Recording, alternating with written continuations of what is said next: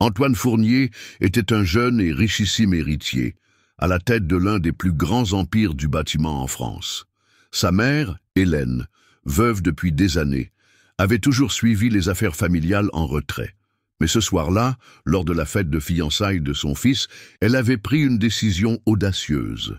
Se faire passer pour une employée de maison afin d'observer de près qui était vraiment la femme qu'il avait choisie. La première scène fut d'une cruauté sans nom. Chloé, la future épouse, leva sa coupe de champagne et, devant tous les invités, désigna Hélène avec mépris. « Cette employée est incapable de faire son travail. Elle a sali mes escarpins en cristal. » Sans attendre de réponse, elle renversa un seau d'eau à ses pieds. Le liquide éclaboussa sa jupe modeste. Quelques rires fusèrent dans la salle. Chloé haussa la voix, comme si elle était déjà la maîtresse des lieux. « Que tout le monde le sache. Ici, c'est moi qui commande. Ceux qui n'obéissent pas peuvent partir sur le champ. » Un silence de plomb s'abattit sur l'assemblée.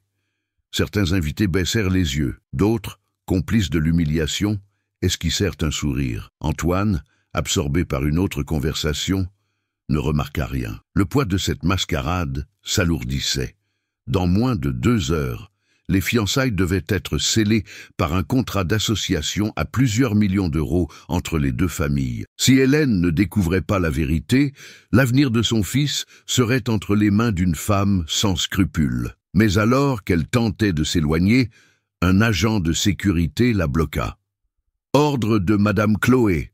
Le personnel de service reste à sa place. » Hélène prit une profonde inspiration. Son cœur battait la chamade. C'est alors que, parmi les rires des convives, survint le premier retournement de situation. Un homme d'affaires étranger, visiblement perdu, sollicita de l'aide en anglais. Aucun serveur ne fut capable de lui répondre. Avant que Chloé ne puisse se moquer à nouveau, Hélène intervint avec un anglais parfait, traduisant chaque mot avec une aisance déconcertante.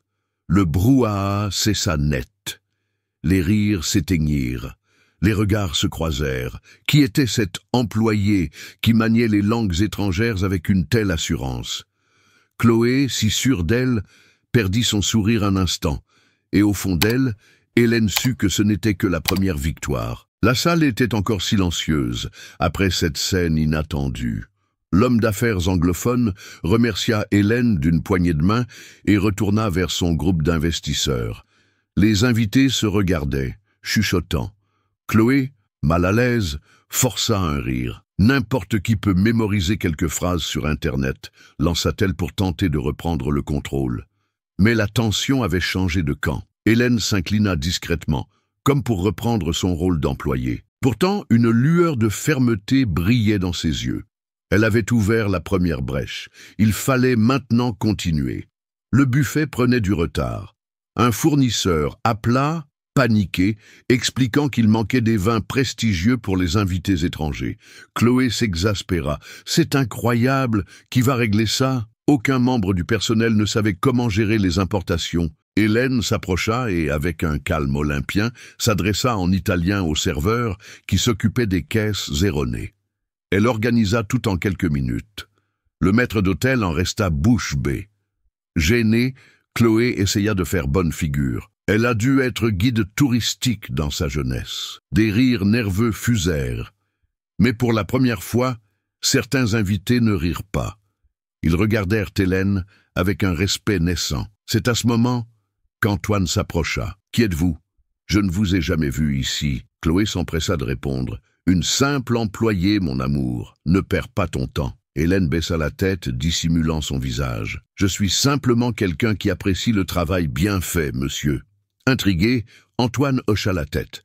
L'horloge tournait. L'annonce des fiançailles approchait. Les avocats finalisaient le contrat. Il y était stipulé qu'Antoine et Chloé administreraient ensemble une partie de la fortune familiale. Valeur estimée, 120 millions d'euros. L'assistance commentait à voix basse. Le poids de la décision était immense. Chloé, dans son arrogance, continuait de donner des ordres. Elle exigeait que des employés s'agenouillent pour nettoyer des verres, humiliait une assistante pour une erreur d'adresse. Hélène observait chaque détail. À chaque geste, son soupçon se confirmait. Cette femme n'aimait pas son fils, seulement son argent. Lorsque le maître de cérémonie demanda le silence pour le toast, Chloé s'empara du micro. Je tiens à dire qu'Antoine a beaucoup de chance de m'avoir. À partir d'aujourd'hui, toute cette fortune est aussi ma responsabilité. Un murmure parcourut la salle. C'était le signal. Hélène leva timidement la main. Puis-je faire une remarque? Tous les regards se tournèrent vers elle. Chloé explosa. Taisez-vous! Vous n'êtes qu'une employée. Vous n'avez pas voix au chapitre ici. Mais Antoine intervint. Laisse-la parler, Chloé. Elle nous a aidés 2 fois ce soir. Je veux l'entendre. Le cœur d'Hélène s'emballa. Le moment de la première révélation était arrivé.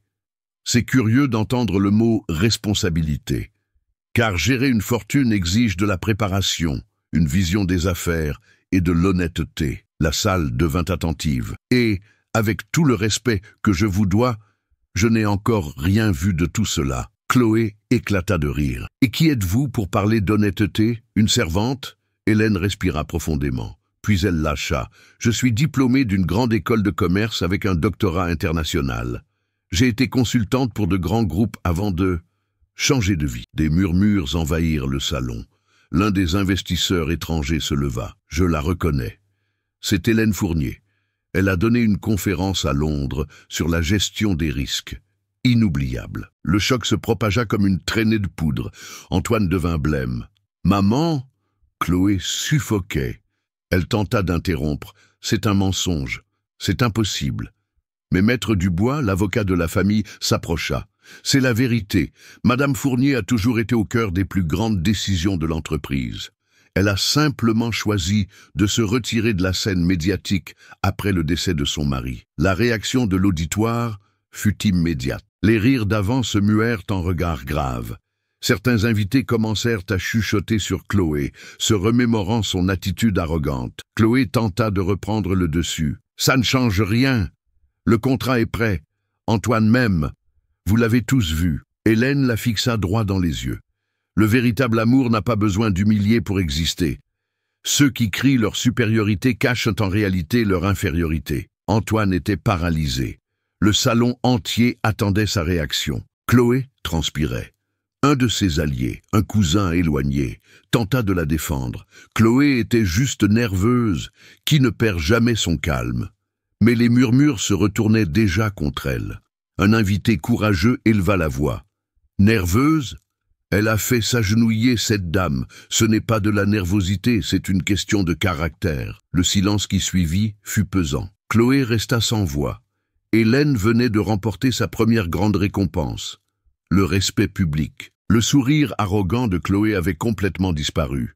Et au fond de la salle, quelqu'un murmura « Si c'est la mère du fiancé, imaginez ce qu'elle peut révéler d'autre. » Chloé sentait le sol se dérober sous ses pieds.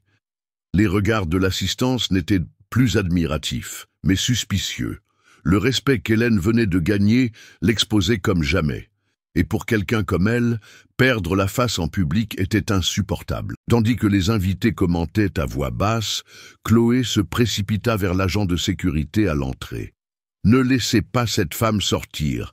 Je veux tout le personnel sous mon contrôle.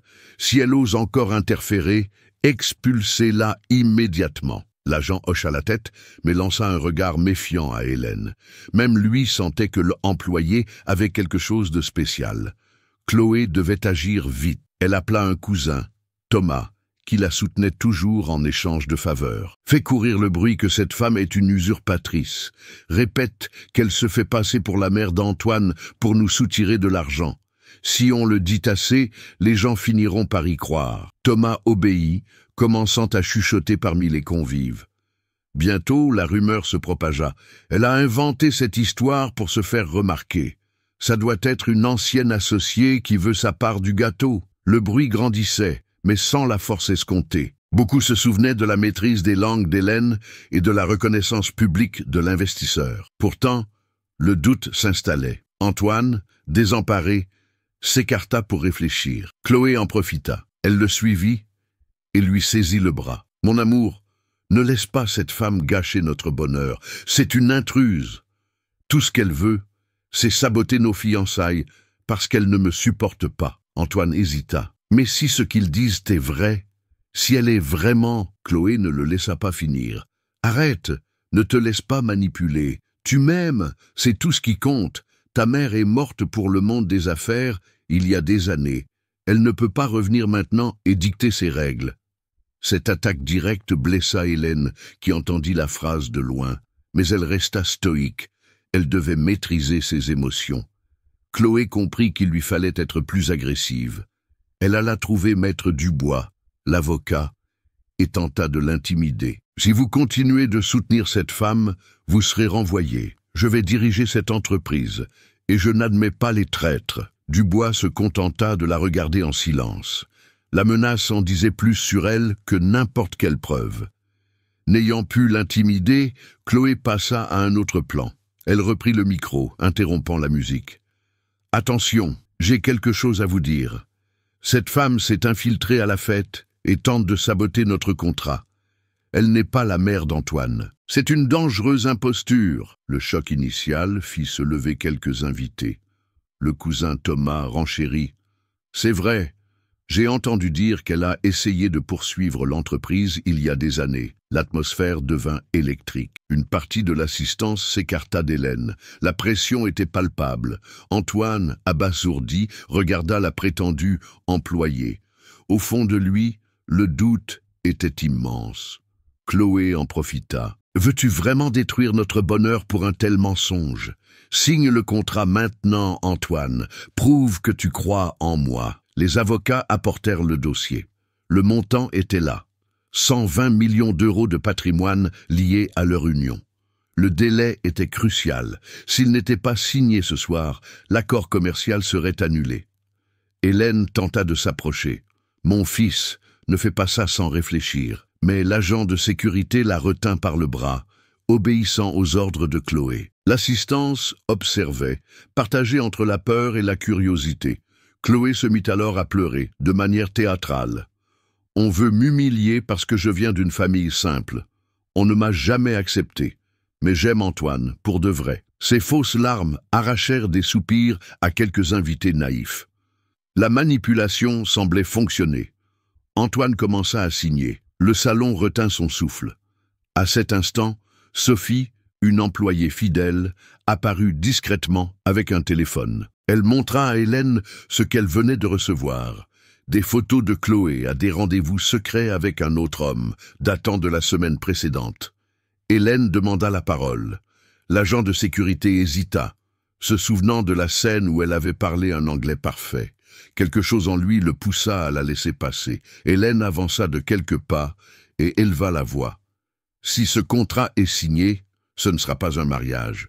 Ce sera une escroquerie. » Le brouhaha reprit. Antoine figea sa main sur le papier. Chloé hurla. « Mensonge! Elle invente tout! Expulsez-la !» Mais le silence de l'assistance montrait que, pour la première fois, tous ne croyaient pas Chloé. Le doute ne portait plus sur Hélène, mais sur la véritable nature de la fiancée. Chloé sentit sa fragilité augmenter. Il lui fallait un dernier coup pour écraser sa rivale. Elle approcha ses lèvres de l'oreille d'Antoine et murmura cruel. « Si tu ne signes pas, je révélerai des choses qui pourraient détruire ton image publique. Réfléchis bien. » Son visage devint cireux. Le salon entier sentait la pression.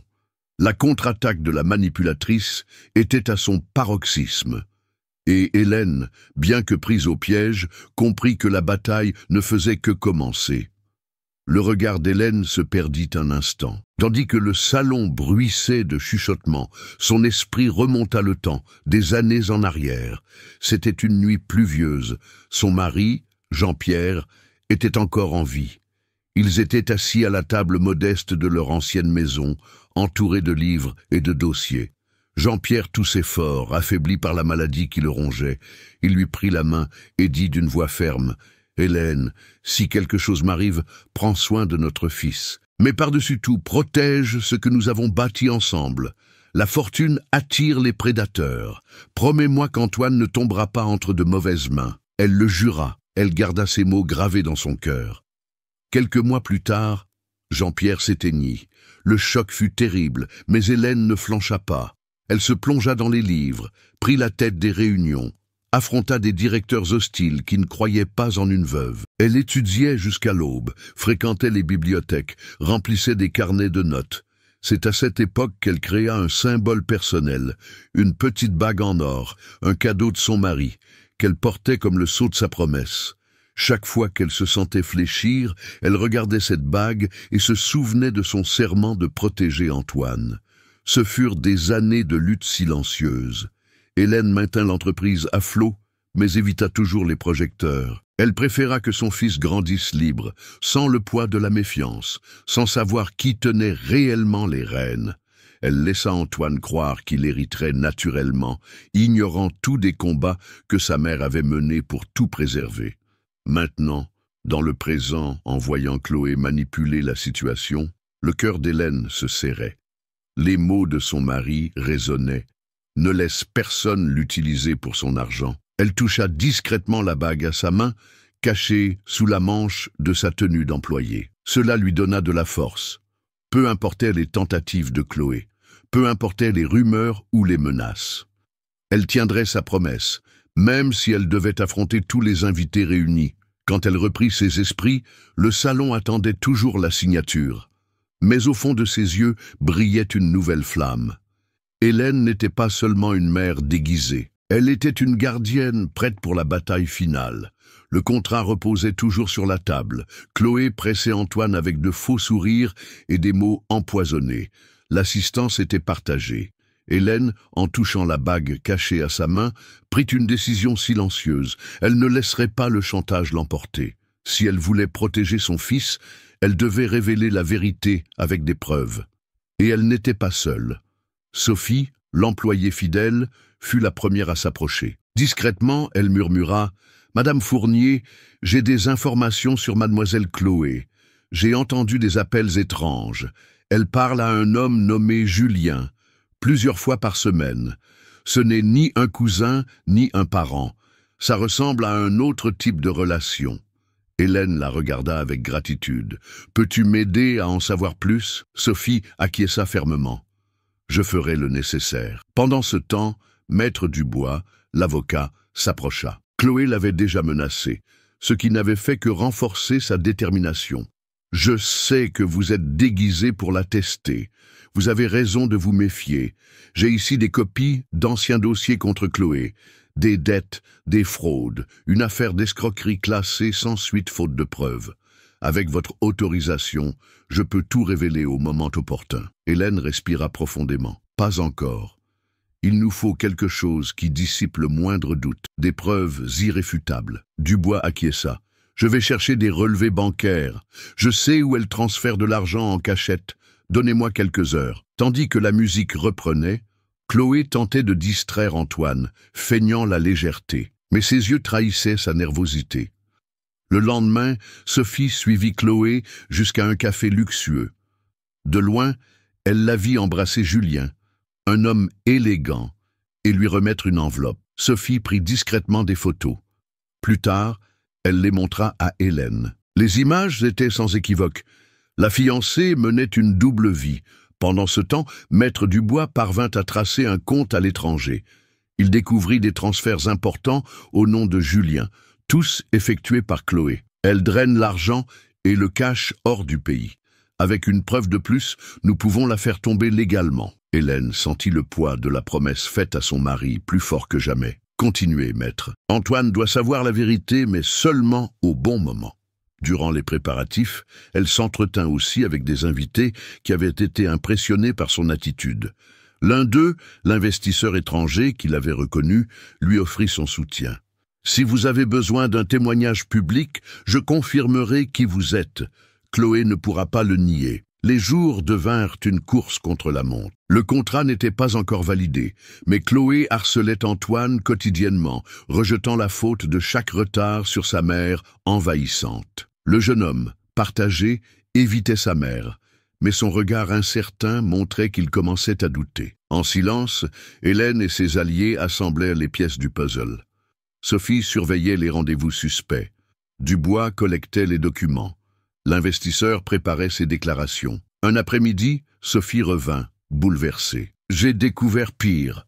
Chloé prévoit de se marier rapidement, puis de demander la séparation de biens avec la moitié du patrimoine. Elle l'a dit elle-même à ce Julien.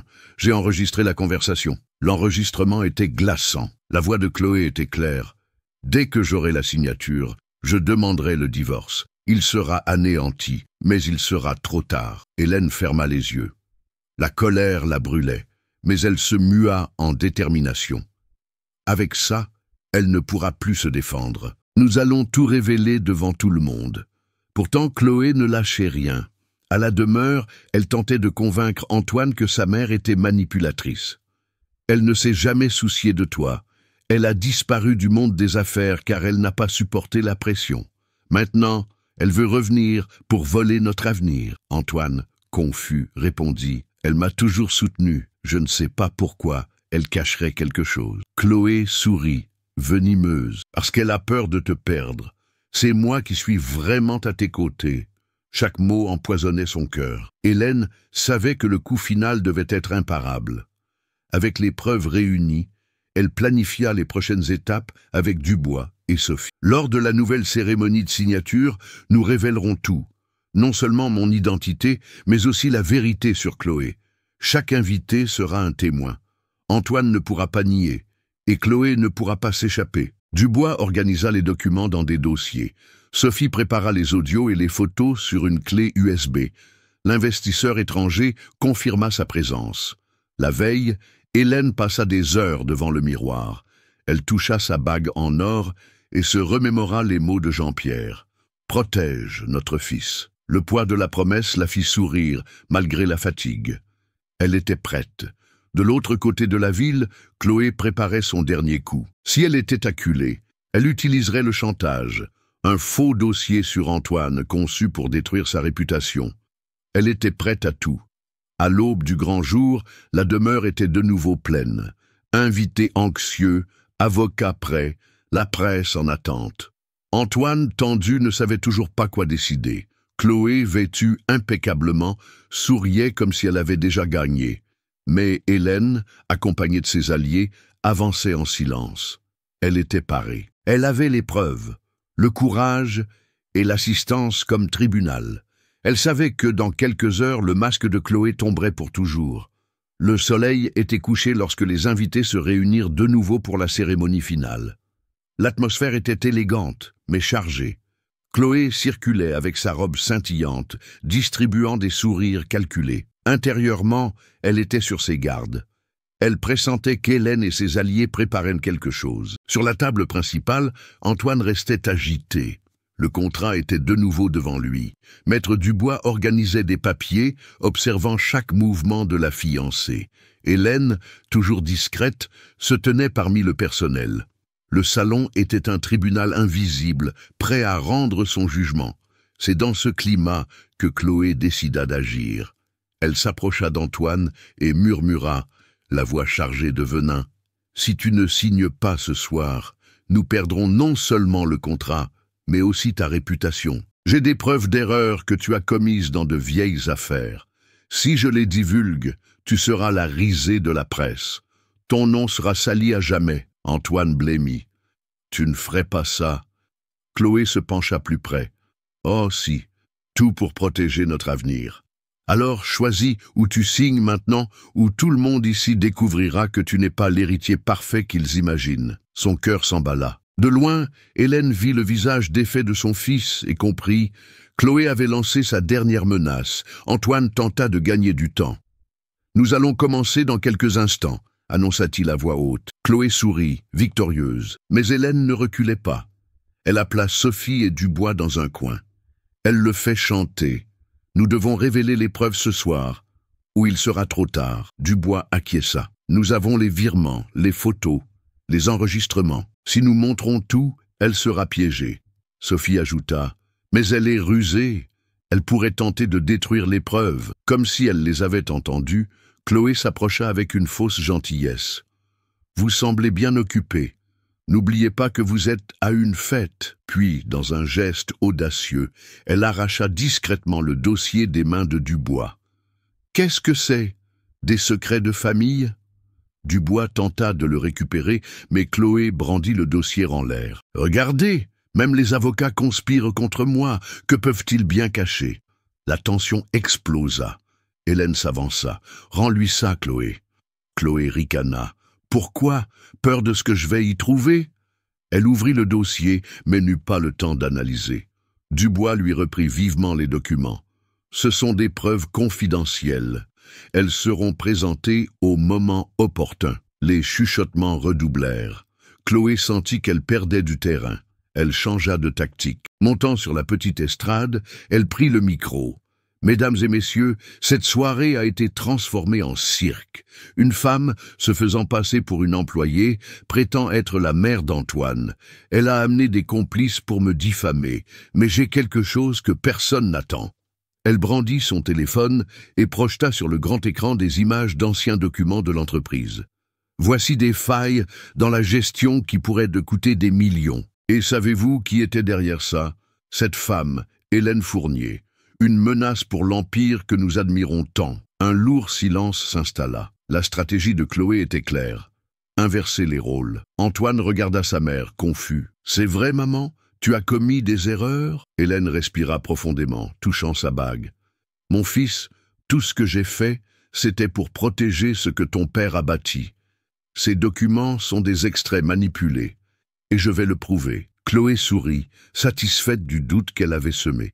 Bien sûr, tout le monde dira que c'est manipulé, mais en attendant, c'est moi qui passe pour la victime. À cet instant, Sophie s'avança, tremblante, mais déterminée. Ne la croyez pas.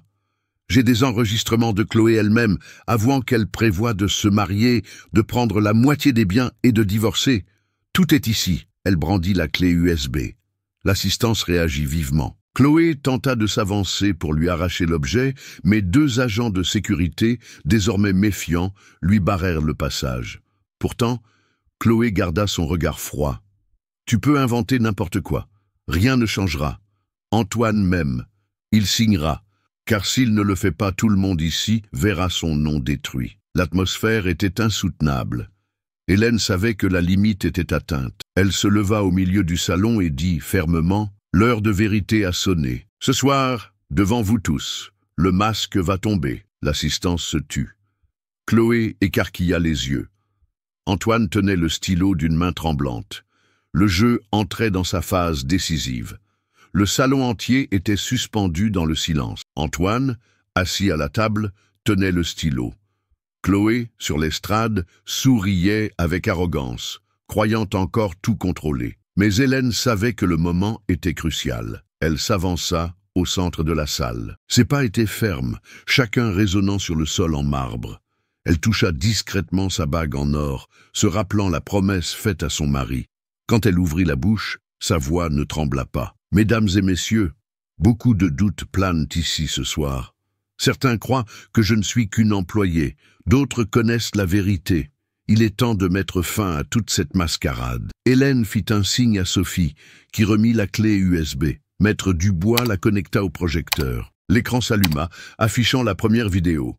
C'était un enregistrement net. Chloé discutait avec Julien dans un café. Sa voix était claire. « Dès que le contrat sera signé, je demanderai le divorce. La moitié de la fortune sera à moi, et Antoine sera anéanti, mais il sera trop tard. » Un murmure explosa parmi les invités.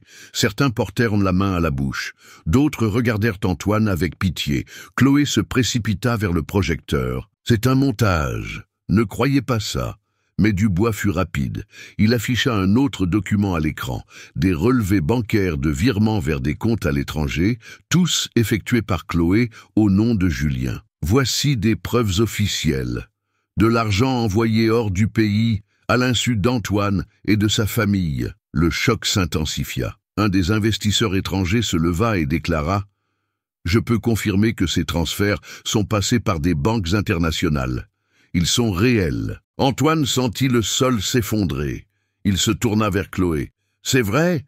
Tu m'as trompé depuis le début ?» Désespérée, Chloé tenta de s'approcher de lui. « Mon amour, je peux tout expliquer. J'ai fait ça pour nous, pour assurer notre sécurité. » Mais Hélène ne lui laissa aucune chance. Elle montra l'écran où apparaissaient maintenant des photos de Chloé lors de rendez-vous romantiques avec Julien. Baisers, étreintes, rires, des images impossibles à nier. L'assistance resta en silence complet. Hélène respira profondément et révéla: « Mon nom est Hélène Fournier. Je suis la mère d'Antoine. J'ai toujours été au cœur des affaires familiales, même loin des projecteurs. Et aujourd'hui, devant vous, je tiens la promesse que j'ai faite à mon mari, protéger notre fils de ceux qui ne voient en lui qu'un moyen de s'enrichir. Le choc fut total. Des invités se levèrent. Certains commencèrent à applaudir timidement. D'autres fixèrent Chloé avec mépris. Antoine se prit la tête entre les mains. « Maman, pourquoi ne m'as-tu rien dit? Pourquoi t'es-tu cachée ?» Elle répondit calmement. « Parce que je voulais que tu grandisses libre, que tu choisisses ta vie sans l'ombre de l'argent. Mais quand j'ai vu qui était à tes côtés, je ne pouvais plus rester silencieuse. » Chloé hurlait, tentant de couvrir la vérité. « Mensonge! Tout est mensonge! Cette femme a tout manigancé. » Mais plus personne ne l'écoutait. Maître Dubois éleva la voix, ferme. Toutes les preuves ont été vérifiées. Documents, enregistrements, témoins. Il n'y a aucun doute. Cette dame est la véritable gardienne du patrimoine et de la dignité de cette famille.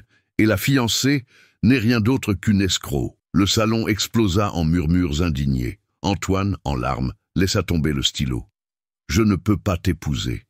Tu as tout détruit.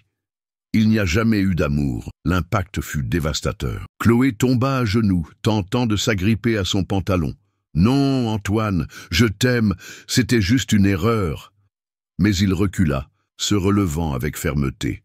« L'amour ne s'achète pas, et tu ne voulais que mon argent. » La réaction de l'assistance fut immédiate. Des applaudissements retentirent, mêlés à des cris d'indignation contre Chloé. Hélène resta debout, sereine. La preuve irréfutable avait été présentée. Et à cet instant, le sourire de Chloé s'effaça complètement. Pour la première fois, elle semblait réellement vaincue. Le salon était en émoi. Les invités chuchotaient, certains filmant avec leur téléphone. Le poids des preuves était écrasant. Hélène se tenait aux côtés d'Antoine, tel un bouclier silencieux. Chloé, à genoux, tentait encore de se ressaisir, le maquillage coulant avec ses larmes forcées. Tout ça n'est qu'un malentendu.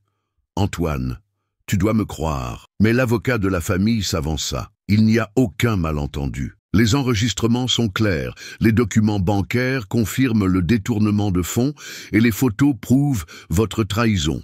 Ce n'est pas de l'amour, mademoiselle, c'est de la fraude, c'est un crime. Le salon explosa de commentaires. Les mots « escroc »,« honte » et « prison » fusaient.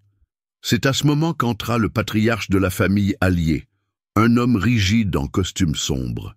Il s'approcha de la table et déclara d'un ton sec « Cette union ne sera pas validée. Le contrat est annulé.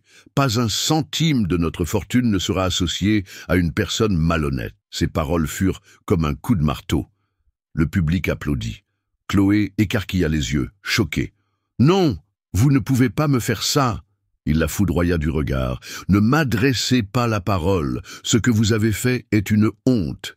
J'ai déjà informé mes avocats. Vous serez poursuivi pour tentative de fraude et abus de confiance. » Chloé chancela. « A poursuivi ? Non !» Du fond de la salle, 2 policiers en civil s'approchèrent, appelés en amont par Maître Dubois. L'un d'eux déclara « Madame Chloé, vous êtes convoquée pour nous suivre afin de fournir des explications sur ces accusations. Une procédure judiciaire est en cours. » Un silence de plomb s'abattit de nouveau. Chloé tenta de résister. « Vous ne comprenez pas. Il m'aime. Antoine, dis quelque chose. » Mais Antoine la regarda avec un regard dur, désormais sans larmes. « Ah, tu ne m'as jamais aimé. Tu as utilisé mes faiblesses. Je ne défendrai pas celle qui a détruit ma confiance. » Les policiers saisirent Chloé par les bras. Elle se débattit, désespérée. « Non, je ne peux pas tout perdre. J'étais la fiancée parfaite. Je mérite cette vie. » À chaque cri, sa dignité s'effritait. Les invités, autrefois complices de ses caprices, ricanaient maintenant. Alors qu'on l'emmenait, Chloé hurla encore. « Vous le regretterez, je reviendrai. » Mais ces mots résonnèrent dans le vide. Maître Dubois ramassa les documents et déclara à voix haute « C'est acté devant tous. La famille Fournier est protégée. » Et Antoine, libéré d'une escroquerie. Des applaudissements retentirent. Certains s'approchèrent d'Hélène pour la féliciter. D'autres, émus, s'excusèrent d'avoir ri de son humiliation. L'investisseur étranger serra la main d'Hélène. « Je n'ai jamais vu une telle force chez une mère. Votre mari serait fier. » Antoine tomba en pleurs dans les bras de sa mère. « Pardonne-moi, maman. J'étais aveugle. » Hélène lui caressa les cheveux avec tendresse. « Il n'y a rien à pardonner, mon fils. L'amour nous aveugle parfois. Mais la vérité finit toujours par ouvrir les yeux. » Le patriarche allié se tourna vers Hélène. « Madame, vous avez fait preuve non seulement de preuve, mais de caractère. Je propose que notre alliance se fasse autrement, par des affaires honnêtes et transparentes. » Elle acquiesça. « C'est ainsi que mon mari l'aurait voulu. » Les policiers emmenèrent Chloé, menottée, vers la sortie.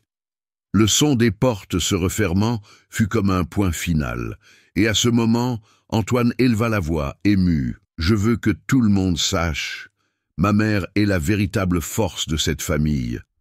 Sans elle, rien de tout cela n'existerait. Aujourd'hui, je suis fier de qui je suis, parce que je suis son fils. » L'assistance répondit par des applaudissements assourdissants. La sanction publique était complète. Chloé avait perdu non seulement la fortune, mais aussi son statut, sa liberté et son masque. De son côté, Hélène récupérait le respect et la dignité de sa famille. Le tribunal social et la justice officielle s'étaient unis. La vérité, enfin, avait triomphé. Le son des menottes se refermant résonna dans le salon. Les policiers conduisaient Chloé vers la sortie, chaque pas semblant traîner le peu qui restait de sa fausse dignité. Elle se retourna vers les invités, ceux-là même qui la flattaient auparavant, et cria « Vous m'applaudissiez, vous m'admiriez, pourquoi me traitez-vous ainsi maintenant ?» Mais personne ne répondit. Le silence était le pire des châtiments. Antoine, debout au centre de la salle, assistait à la scène, le cœur brisé mais soulagé. Pour la première fois, il voyait Chloé sans ses masques, réduite à ce qu'elle avait toujours été, une femme mue par l'ambition. « Je ne mérite pas ça !» hurlait-elle. « Je me suis battue pour être ici. » Hélène s'avança de quelques pas, sa voix posée mais pleine d'autorité. « Vous n'avez rien conquis. Vous avez tenté de prendre ce qui ne vous appartenait pas. Vous avez humilié, trompé, trahi. Vous faites maintenant face aux conséquences. Ce n'est pas une injustice. C'est la vérité que vous avez toujours redoutée. » Ces mots tombèrent comme des pierres. Chloé se tut un instant, la foudroyant du regard, les yeux embués de larmes de rage. Une dame âgée, invitée de longue date, se leva et dit haut et fort « J'ai vu cette femme humilier Madame Fournier, j'ai ri avec les autres et je le regrette profondément. Aujourd'hui, je vois qui est la véritable dame de cette maison. » D'autres applaudirent, confirmant le changement de camp. Antoine éleva la voix. « Je veux que tout le monde le sache. Ma mère est ma plus grande fierté. La honte n'est pas pour elle, mais pour ceux qui ont tenté de l'utiliser et qui se sont tus face à l'injustice. » Un tonnerre d'applaudissements emplit la pièce. Chloé, suffocant, tenta un dernier sursaut d'orgueil. « Mon éclat vous manquera !» Mais elle fut interrompue par les rires amers de l'assistance. Le mépris était collectif. Les policiers la tirèrent par la porte. Ses cris se perdirent dans le couloir, jusqu'à ce que le silence règne à nouveau.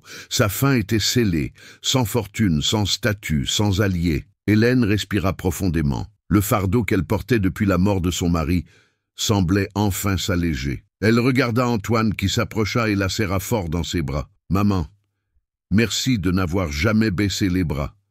J'ai failli tout perdre, mais tu m'as sauvée. » Elle sourit, retenant ses larmes. « Je n'ai fait que tenir ma promesse. Ton père serait fier de te voir libéré de ce mensonge. » Le salon entier applaudissait. La chute de la manipulatrice était complète, et la réaction du public le montrait clairement. La vraie victoire n'était pas seulement contre Chloé, mais contre le mensonge, l'arrogance et l'injustice. Le salon était empli d'applaudissements. Les portes s'étaient refermées derrière Chloé, emportant avec elle le poids du mensonge. Il restait une atmosphère chargée d'émotion, mais de soulagement. Hélène se tenait au centre, toujours dans sa simple tenue d'employée, mais le regard des gens avait changé. Ils ne voyaient plus une servante, mais la femme qui avait, seule, vaincu une manipulatrice devant un tribunal social implacable. Antoine la serrait fort. « Maman, j'ai failli donner ma vie à quelqu'un qui ne voulait que me détruire, et toi, tu t'es déguisée, tu as supporté les humiliations, juste pour me protéger. Je ne l'oublierai jamais. » Hélène lui caressa le visage. « C'est mon devoir. Ton père m'a demandé de te protéger, et aujourd'hui, j'ai tenu cette promesse. » Une dame élégante, qui avait ri de l'humiliation, prit les mains d'Hélène. « Je dois vous demander pardon. Je me suis tue quand j'aurais dû vous défendre. Madame, vous avez montré un courage que nous n'avons pas eu. » Hélène sourit, sans rancune. « L'important est que la vérité ait triomphé. » Le patriarche allié leva son verre. « À la véritable maîtresse de cette maison, que tous sachent que l'intégrité vaut plus que n'importe quelle fortune. » Le toast fut suivi d'applaudissements. Sophie, émue, se précipita vers Hélène. « Voir le respect que tout le monde vous témoigne aujourd'hui, c'est voir la justice se faire sous mes yeux. » Hélène lui serra la main. « Tu as été essentielle, Sophie. Sans ton courage, je n'aurais peut-être pas réussi. Tu ne fais pas seulement partie du personnel, tu fais partie de cette famille. » Maître Dubois s'approcha aussi. « Vous m'avez montré ce qu'est la vraie fermeté. Aujourd'hui, nous n'avons pas seulement vaincu une escroc, nous avons restauré l'honneur du nom Fournier. » Au milieu de la célébration, Antoine demanda le silence. Il monta sur l'estrade, tenant toujours la main de sa mère. « Je veux que tout le monde écoute. J'ai été trompé, oui, mais j'ai appris une chose. Ceux qui humilient, qui manipulent, qui ne cherchent que la richesse, finissent toujours par être démasqués. Et ceux qui se battent pour la vérité, même seuls, gagnent toujours. Ma mère en est la preuve. Elle n'a pas seulement sauvé notre fortune, elle a sauvé ma vie. » Ces paroles émurent l'assemblée. Hélène, humblement, ne prononça qu'une phrase. « L'argent ne révèle pas le caractère. Mais le caractère, tôt ou tard, révèle la vérité. » Le salon explosa d'applaudissements. Alors que la soirée se poursuivait, les employés de la demeure se rassemblèrent autour d'Hélène. L'un d'eux dit « Madame Fournier, quand elle vous a ordonné de vous agenouiller, nous avons eu honte. Mais nous n'osions pas réagir. Aujourd'hui, nous sommes fiers de travailler pour quelqu'un comme vous. » Elle répondit « Ce qui s'est passé est du passé. Maintenant, chacun sait que nul ne doit être humilié pour sa fonction. » L'investisseur étranger se leva et déclara « Madame Fournier, le monde a besoin d'exemples comme le vôtre. J'ai vu une meneuse qui sait quand agir et quand attendre. » Antoine regarda sa mère avec une admiration renouvelée. « Maman, tu as passé des années dans l'ombre. Mais maintenant, tout le monde connaît la vérité. Je veux que tous le reconnaissent. Tu es la véritable gardienne de cette famille. » Hélène leva la main pour demander le silence. « Je ne veux ni titre ni reconnaissance. Je veux seulement savoir que mon fils est libéré de quelqu'un qui ne le méritait pas. C'est là ma victoire. » Le contrat, autrefois symbole d'oppression, fut déchiré publiquement par Antoine, sous de nouveaux applaudissements. « Ce papier ne vaut rien face à la vérité, » déclara-t-il. Et ainsi, devant tous, la mère et le fils s'étreignirent une fois de plus. Le tribunal social avait rendu sa sentence finale. Hélène n'était plus l'employée humiliée, mais la mère honorée, respectée et admirée. Des mois passèrent. La demeure avait retrouvé un climat de paix. Au siège du groupe Fournier, Hélène était désormais une présence constante. Assise au bureau principal, elle révisait des rapports et guidait l'équipe avec un respect mutuel. Antoine entra, souriant. « Je ne m'habitue toujours pas à vous voir ici chaque jour. Je pensais que vous étiez loin des affaires, mais vous teniez tout, invisible. » Hélène lui rendit son sourire. « Je n'ai fait que mon devoir. Maintenant, c'est à ton tour d'apprendre, mais avec les yeux ouverts. » L'entreprise prospérait. La confiance dans le nom Fournier était plus forte que jamais. Dans sa vie personnelle, Antoine avait aussi changé. Il ne se laissait plus aveugler par les apparences. C'est à cette période qu'il rencontra Claire, une jeune architecte engagée sur un nouveau projet. Contrairement à Chloé, Claire était dévouée, créative et humble. Leur amitié se mua naturellement en un amour sincère. Un jour, Antoine confia « Maman, avec Claire, c'est différent. Il n'y a pas de jeu, pas de masque. Elle me voit comme un homme, pas comme un héritier. » Hélène répondit avec sérénité. « Alors garde-la. Le véritable amour se reconnaît au silence, pas au bruit. » La demeure aussi reflétait ce changement. Sophie, l'employée fidèle, fut promue chef d'équipe. Maître Dubois devint un conseiller de confiance pour la famille. Les jours de Chloé, en revanche, s'assombrissaient. En détention préventive, elle faisait face à des procès. Son image détruite dans les médias qui la surnommaient la fiancée escroc. Quelques mois plus tard, un grand événement marqua cette nouvelle ère. Le groupe Fournier lança un projet social en l'honneur de Jean-Pierre, le mari d'Hélène, visant à construire des logements sociaux. Sur scène, aux côtés de sa mère, Antoine déclara « Aujourd'hui, nous célébrons des valeurs, l'honnêteté, le courage et la dignité, des valeurs que j'ai apprises de ma mère. » Le public l'acclama. Hélène, émue, serra sa bague en or. Le symbole de sa promesse était maintenant celui d'une victoire. Claire, qui assistait à la scène, s'approcha plus tard d'Hélène. « Madame, je n'ai pas connu votre mari, mais je vois que vous l'honorez chaque jour. Vous êtes une inspiration. » Hélène lui sourit. « Tu fais partie de cette histoire maintenant. Prends soin de mon fils, non comme d'un héritier, mais comme d'un homme. » Antoine, entendant cela, les prit dans ses bras. « Je crois que j'ai la bénédiction la plus importante de ma vie. » Leur histoire d'amour s'épanouit. Lorsqu'ils décidèrent de se fiancer, la cérémonie fut l'opposé de celle avec Chloé. Pas d'ostentation, pas de contrat caché, juste des amis, la famille et les employés célébrant ensemble. Ce jour-là, Sophie fit un discours émouvant. « J'ai vu cette famille souffrir à cause du mensonge. Mais aujourd'hui, je vois comment la vérité peut tout transformer. » Hélène essuya discrètement une larme. Elle n'était plus la veuve solitaire, ni l'employée déguisée, mais la matriarche reconnue, respectée et aimée. Les années qui suivirent confirmèrent que le nom Fournier était devenu synonyme d'intégrité. Et la bague en or, gardée par Hélène, rappelait qu'une promesse tenue peut changer des destins. Un après-midi tranquille, assise dans le jardin, Hélène observait Antoine et Claire marcher main dans la main. L'avenir était en sécurité, le passé douloureux était devenu une force, et dans son cœur, une seule certitude demeurait. La vérité peut être attaquée, humiliée, voire tournée en ridicule. Mais elle n'est jamais vaincue. Ainsi, la mère, un jour humiliée, vivait désormais en paix, honorée de tous. Des histoires comme celle d'Hélène nous rappellent une chose essentielle. L'argent peut acheter des fêtes, des vêtements et des contrats, mais il ne pourra jamais acheter le caractère. Ceux qui vivent dans le mensonge peuvent tromper un temps, mais tôt ou tard, la vérité éclate, et quand elle le fait, elle fait tomber tous les masques. Combien de fois vous êtes-vous senti traité injustement ou humilié par quelqu'un qui se croyait supérieur? Peut-être, comme Hélène, avez-vous ravalé vos mots, rassemblé vos forces et attendu le bon moment pour montrer qui vous êtes vraiment. Cette vidéo est une invitation. Ne vous sous-estimez jamais. La vie donne toujours une chance de renverser la situation. Si cette histoire vous a touché, laissez un commentaire, partagez-la avec quelqu'un qui a besoin d'entendre ce message et abonnez-vous à la chaîne pour ne pas manquer d'autres fables modernes comme celle-ci.